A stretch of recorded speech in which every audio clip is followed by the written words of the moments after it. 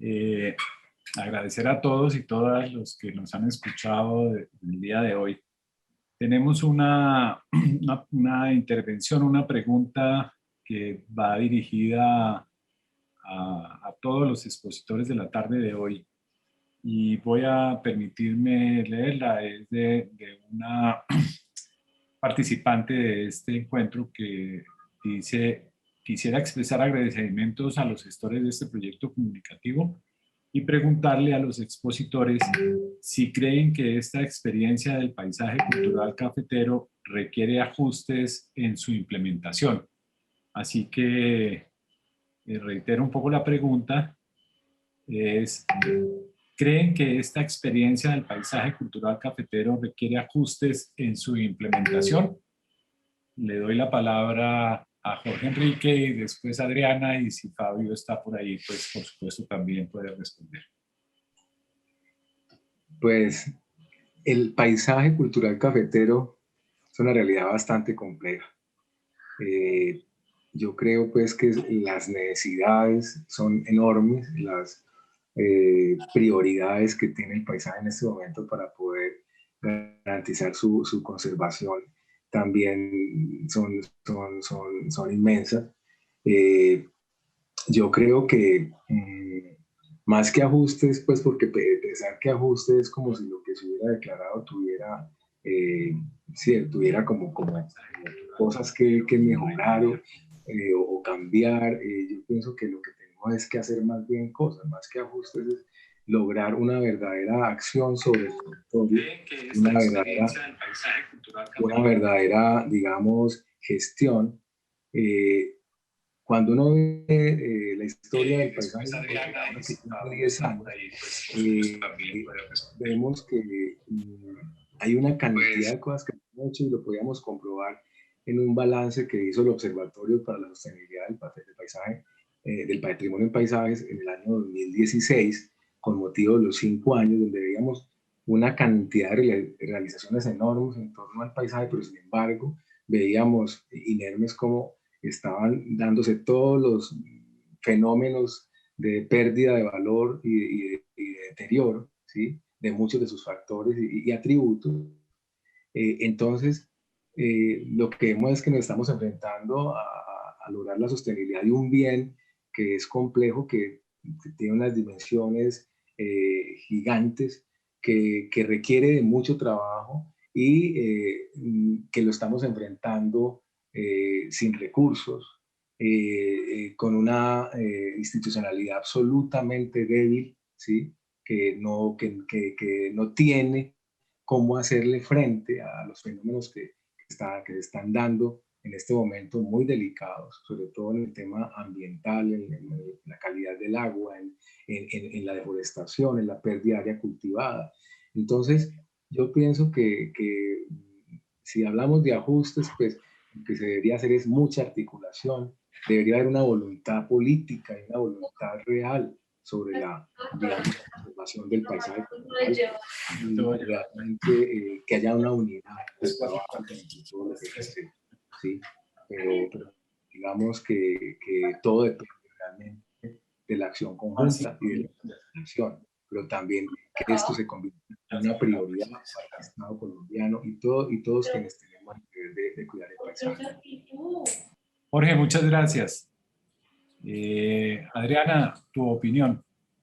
Bueno, en esa misma línea, pues yo considero que esta declaratoria del paisaje cultural cafetero, pues es de gran trascendencia, pero sobre todo es una gran oportunidad. Lo que pasa es que la desarticulación que existe entre las organizaciones, pero sobre todo la fragmentación que vemos en muchas de las acciones, porque hay posiblemente recursos, pero que no se están canalizando de la mejor manera, y sobre todo porque lo que se ha liderado desde el gobierno, pues básicamente desde la Federación de Cafeteros y el Ministerio de Cultura, y también incluso del Ministerio de Turismo, de Comercio, Industria y Comercio, de Turismo, Industria y Comercio. Entonces es como que esa desarticulación, incluso con el tema de la vivienda, no ha sido adecuado. Entonces no hay como una comunicación entre esas instituciones para realmente apostarle a esto que pues es una cosa nueva, es algo a lo que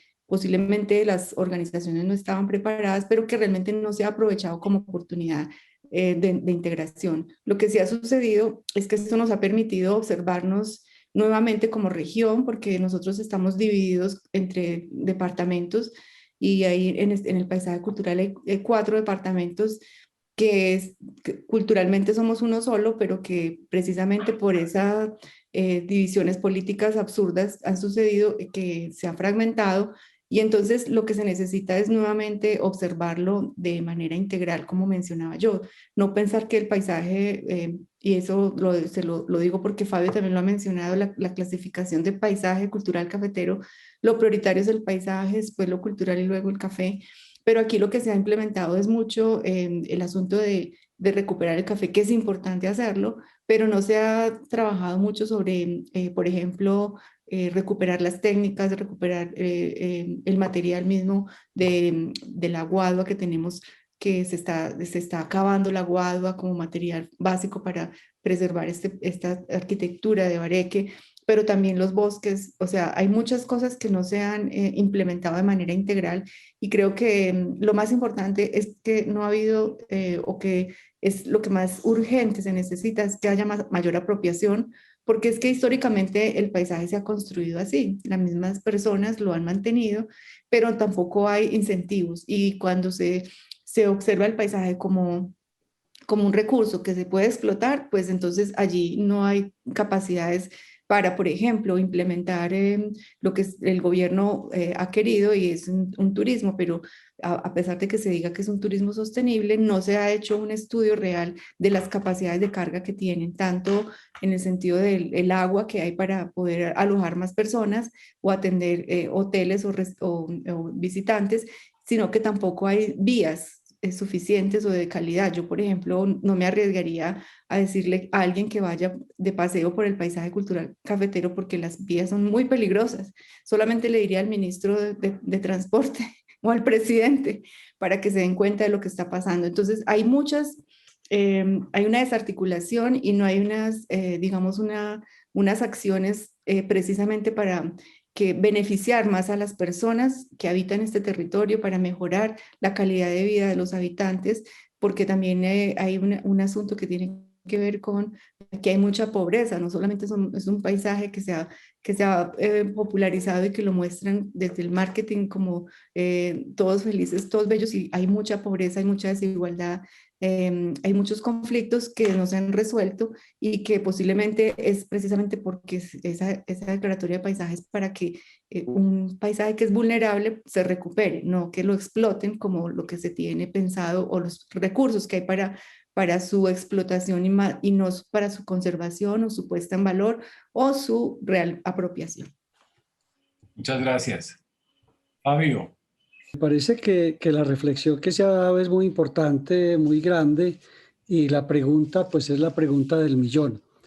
Yo creo que recientemente hablando con varias personas, la crisis que hay no la va a sostener los grandes caficultores. Los grandes caficultores, en la investigación que yo hice, las más de las veces tienen otras entradas, no dependen del café. Esta crisis la va a sustentar y la va a soportar el pequeño caficultor, que es el que le interesa el café más allá de un comercio y de unos valores económicos. Lo otro que me parece interesante decir es que esa desarticulación que hablaba Adriana es totalmente cierta. Se necesita esa mirada compleja, se necesita esa mirada integral y me parece que el modelo que yo expuse para eso precisamente sirve.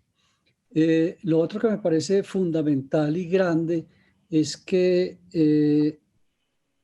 la disyuntiva que hay ahorita, que Adriana también mencionaba, porque lo hemos oído mucho desde la federación, es si se acaba el café, se acaba el paisaje.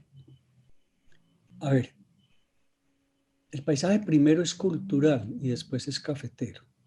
Es posible que si no tenemos café, vamos a tener que hablar de un paisaje de antaño, de un paisaje hacia atrás, pero esa cultura cafetera es un patrimonio también que incluye la declaratoria.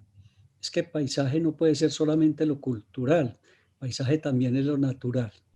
Entonces, a mí me parece que es un momento precisamente para este tipo de análisis. Agradezco mucho la invitación, me parece que las ponencias de esta mañana en lo tecnológico, en lo diferente, precisamente también cuando se hablaba de los problemas climáticos con el calentamiento global en Brasil, pues, pues es eso, ¿no? No podemos mirar ese paisaje desde una sola óptica, tenemos que mirarlo integralmente y eso no quiere decir que las investigaciones que se han hecho desde algunas disciplinas como la arquitectura o demás no sean valiosas, no, afortunadamente se han hecho y bienvenidas, pero siempre hay que tener una mirada más grande y más profunda. Era eso, a ti muchas gracias, a todo el grupo de Incuna, muchas gracias. André, a ti Andrés, también muchas gracias por la invitación.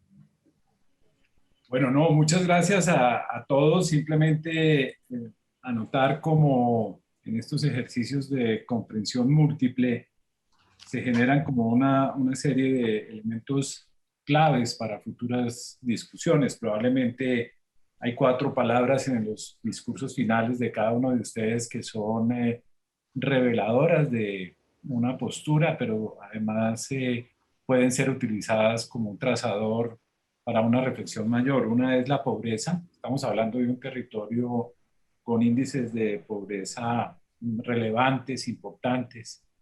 Estamos hablando de una intención, me refiero al paisaje cultural cafetero, que requiere ser articulada territorialmente, como lo expresaba Adriana, en el sentido de reconocer no 3 territorios desde el punto de vista administrativo, sino un gran territorio administrativo, que es el paisaje cultural cafetero.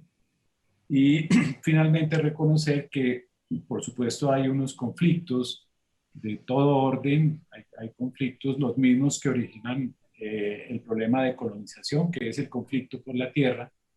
Probablemente aquí hay un enemigo invisible, a pesar de ser una tierra de minifundio, pero también hay una expectativa enorme por otro tipo de desarrollos que debe ser controlada y que finalmente hace referencia a ese conflicto superior y supremo de Colombia, que es el conflicto por la tierra, entre otros muchos conflictos. Finalmente, de nuevo agradecer a todos, pero quiero terminar esta intervención y este ejercicio antes de que Miguel haga el cierre general para esta extraordinaria y extendida jornada del día de hoy. Es que Incuna tiene una particularidad y muy interesante, que es que en muchos años de desarrollo en la idea de patrimonio industrial, Incuna ha convocado a expertos, investigadores, organizaciones de la sociedad civil, organizaciones sociales, empresariales, precisamente en la discusión de la preservación del patrimonio industrial, que es cercano al patrimonio del paisaje cultural cafetero. La máquina del café es una máquina muy importante que hace parte del ingenio nacional, del ingenio colombiano, ¿cierto? No es una máquina directamente importada como conocimiento, sino que surge de un proceso de transformación y de adecuación y adaptación. Pero cuando hablo de la máquina del café no me refiero a la máquina de trilla, sino es una denominación general para reconocer otro tipo de utensilios y además máquinas que se han utilizado en el proyecto cafetero. Digo como, para terminar, como Christian Norbert Schulz, que los aspectos relevantes de estas 3 intervenciones se definen por estar relacionados simultáneamente con aspectos de múltiples dimensiones. Es decir, el conjunto de intervenciones tiene una altísima relación semántica entre ellas, pero no solamente semánticas por el contenido del lenguaje, sino por la posibilidad de concatenar. Y aquí estamos haciendo un ejercicio de articulación justamente extraordinario, que es que 3 visiones se articulan y construyen un territorio, construyen el paisaje. Finalmente, y en otras palabras, las relaciones semánticas adecuadas hacen que se mantenga vivo este paisaje cultural cafetero. A todos y todas, muchas gracias, y Miguel, el escenario es tuyo. Sí, muchas gracias, Andrés, y André, que seguramente nos estará siguiendo, ¿no? y viendo en este momento, a todos los ponentes y expositores, tanto a los que están aquí, a Jorge Enrique, a Adriana, a Fabio, ¿no? que están ahora en pantalla, a todos los que intervinieron, a las cátedra UNESCO, a la Universidad de Campinas, ¿no? y al proyecto Arquitectura, ¿no? que lleva André. Y aparte del agradecimiento, dar felicitaciones por los contenidos, ¿no? y por el resultado de ello, no solo en materia formal, sino también por todas las líneas de actuación que se desarrollan a partir de este workshop en concreto, ¿no? Comentaba al principio que esto forma parte, como novedad de este año, de una articulación novedosa en las jornadas internacionales de patrimonio industrial, que son 23 años ininterrumpidos. Yo creo que debe ser una efeméride, es un evento mundial. Los hay mejores, muy, digamos, no se trata de eso, sino también de una continuidad y marcando cada año una línea estratégica que en muchos casos lo que tratamos es que tenga luego su recorrido posterior. Organizamos las jornadas como un punto de encuentro, como una cita casi obligada a todos los interesados, a los curiosos, a los investigadores, a todas las instituciones que mencionaba Andrés, ¿no? Porque no es solo la conservación del patrimonio y sobre todo del patrimonio industrial enfocado en esta visión global y polisémica y muy relacionado con el patrimonio natural y con el patrimonio cultural en un territorio concreto y con una vertiente de que la conservación o la preservación tiene el paso consiguiente, que es su gestión, la sostenibilidad en sentido técnico y económico, de eficiencia y eficacia, porque es la única manera de que en este tipo de patrimonios no suceda lo que pasó con los castillos, con los monasterios, con ese patrimonio excepcional o esos testigos de la historia excepcionales que tenemos aquí en Europa, en la Europa mediterránea, ¿no? En Italia, en Francia, en España, tremendo, y que no sea un capítulo más de una muerte anunciada, sino que sea un eje, un recurso para la acción, ¿no? Para intervenir en el territorio con las personas y para las personas, que es el mejor patrimonio, que no son solo piedras. Y en este sentido, los workshops que se plantean, temáticos, están conectados con esa cita que tenemos a finales de septiembre, donde se expondrán las conclusiones, se publicarán todos los contenidos estos y los que se presenten allí, y que sirva para fortalecer y para extender estas redes formales e informales que se generan en todos estos años y que contribuimos a ellos. Es una de las satisfacciones, ¿no? que tenemos de que, digamos, lo que pasó con, en primer término, casi como una cita medio académica y en parte mundana por una sociedad civil, la iniciativa de una sociedad civil, se ha convertido en la cristalización ya de amistades, de relaciones personales, pero sobre todo de avance profesional para personas que vemos con enorme satisfacción que tienen un recorrido muy amplio y que están muy ligadas a los problemas de las personas, a los problemas reales de esa sociedad que se mueve y que se avanza, ¿no?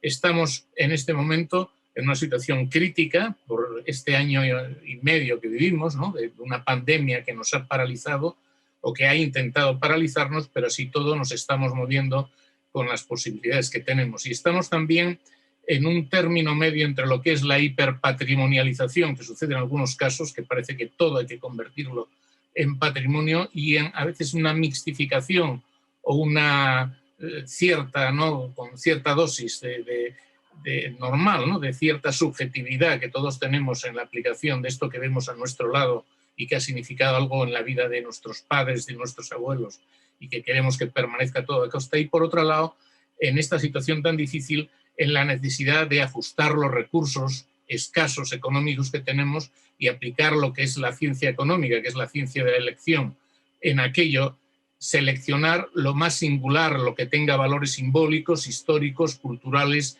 que esté más ligado al territorio, y en ese sentido se necesitan profesionales, realizar registros, inventarios, el aplicar medidas y exigencias a las propias administraciones públicas y luego en nuestra actividad diaria, que tiene que ser una actividad de denuncia en algún caso y también propositiva, de tratar de aplicar todas estas experiencias para avanzar en el sentido de la preservación y de la aplicación práctica al territorio en esos programas de desarrollo local y regional que van a facilitar la pervivencia de este patrimonio que tratamos y en este caso concreto del café en esa visión plural, multidisciplinar que hemos visto hoy.